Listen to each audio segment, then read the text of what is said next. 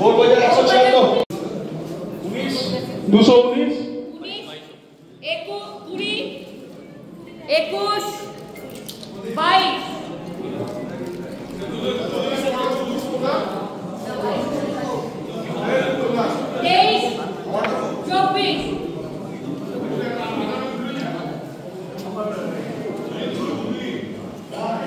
আমাদের বিধায়ক তথা জেলা সভাপতি মাননীয় নয়নাথ চক্রবর্তী মহাশয়, উপস্থিত আছেন জেলা মহিলা সভাপতি অসীমাদি, উপস্থিত আছেন শিক্ষা সেলের সভাপতি নুরুল হক মহাশয়, উপস্থিত আছেন আমাদের পঞ্চায়েত সমিতির সভাপতি কল্যাণ সৌমণ্ডল মহাশয়।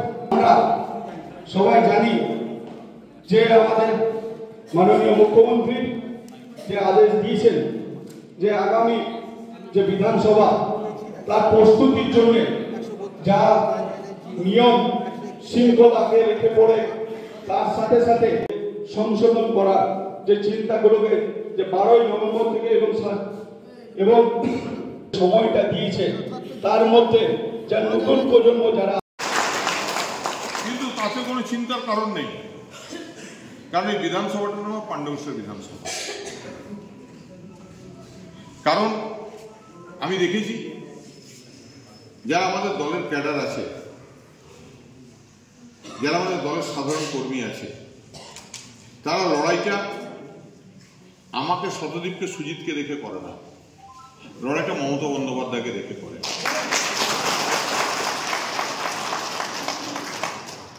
তাই যেমন দিল্লির কিছু নেতা ভাবছে যে মমতা বন্দ্যোপাধ্যায়কে দুর্বল করার জন্য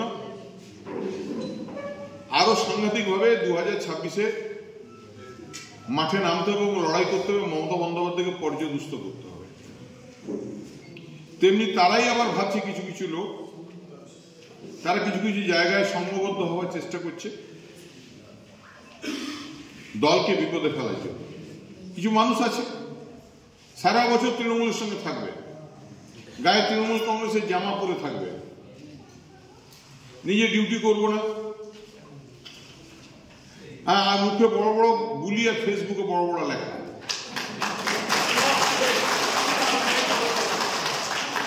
দল তো ক্ষমতায় আছে, এরকম দু একজনকে সাহায্য করতে সময় লাগে না, কিন্তু আমি মনে করি যে আমরা যারা তৃণমূল কংগ্রেস গঠন হওয়ার পর মমতা বন্দ্যোপাধ্যায়ের পদচিহ্ন অনুসরণ করে একসঙ্গে পথ চলা শুরু করেছিলাম। লক্ষ্য ছিল বাংলার উন্নয়ন, লক্ষ্য ছিল বাংলার সাধারণ মানুষের অধিকার পাইয়ে দেওয়া। একটা সাংঘাতিক বিপদ,